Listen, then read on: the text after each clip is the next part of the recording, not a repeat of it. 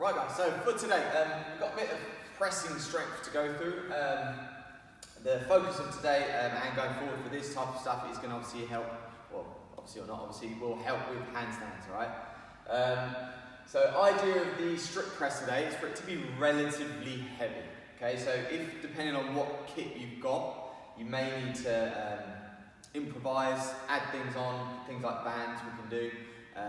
But ideally, when you're doing these strict presses, it's a weight that you can't do more than 10 of. Alright? So if that's the case, then try and maybe tape some things together or find something else to lift. Alright? For the strict press today, the format is going to be a set every 3 minutes for 5 sets. Like I say, ideally it's less than 10. If you start on your weaker side and just repeat whatever you get on that weaker side on the other side, okay?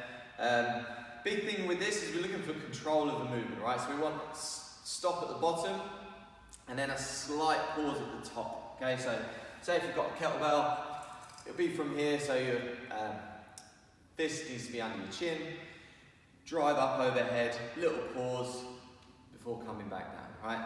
You need to add more resistance to that. You could stand on a band, do the same thing, so from there, that's a bit harder, and then press from there, yeah? Cool. Lovely job, right? And then for that, you're just going to record your total reps over all 5, alright? After that, the sort of Metcon bit, you've got basically 5 rounds for reps, so 2.5 minute windows, and then 30-second rest. So the 30-second rest isn't going to be huge. It's going to be just about enough to either write down your score or move back to the first exercise.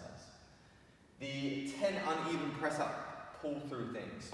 When you do these, you need to position your hands so that they're slightly ahead of where the implement is. Alright, so say if you've got the dumbbell, we would be in there. Right, what that does is give you space to pull the weight through. You then do the press up. Right, hand back off, and then you'll be able to pull back through. Alright, with the kettlebell, rather than putting your hand up here, that's going to be too high, so you won't be able to get your chest to the floor. You're going to put your hand on the round bit, okay? For the press ups, from there, come down, press up, hand off, and then you pull through, like that. Yep. Cool. Obviously, scaling for that, you could just do the press up on your knees. Right, so from there to there. Yep. Cool.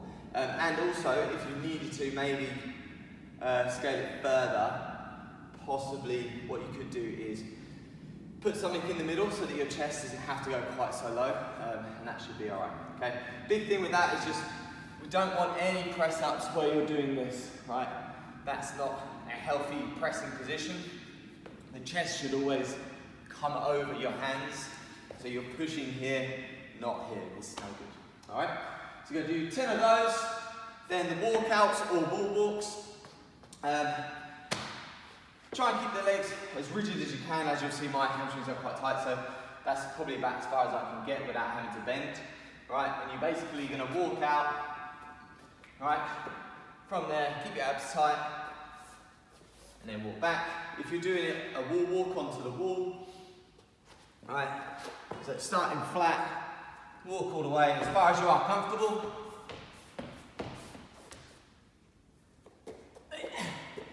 And then you'd walk back out, back down. Big thing with that, like you probably couldn't see from that angle, is keeping this tight. So the only thing that touches the wall is your toes, right? What we don't want, if that's the wall and the floor, we don't want to be in a bowed position like this, where like your knees are touching the wall or anything like that, right? That's not going to be a good position for your back. Alright, so we want to be nice and rigid. If anything, more this way around to keep your abs tight, okay? So hollow, we don't want this, that's no good. 10 of those. Once you've done those 2 sets of 10, whatever's left, you've got goblet squats. So that's holding your kettlebell or dumbbell. Yeah, squat all the way down, all the way up. And that'll be your score, alright? Like I say, 30-second rest is going to go really quick. So as much as it is as many as you can do, the emphasis needs to be on the first 2 movements, so they need to be quality. If you get some goblet squats, then great. All right, but don't go crazy. Like I said, the 30-second rest is going to get horrendous really quick. If you go balls in on first round, that's going to be horrendous. All right. Cool. So you score with the goblet squats. After you've done that, the band pull aparts.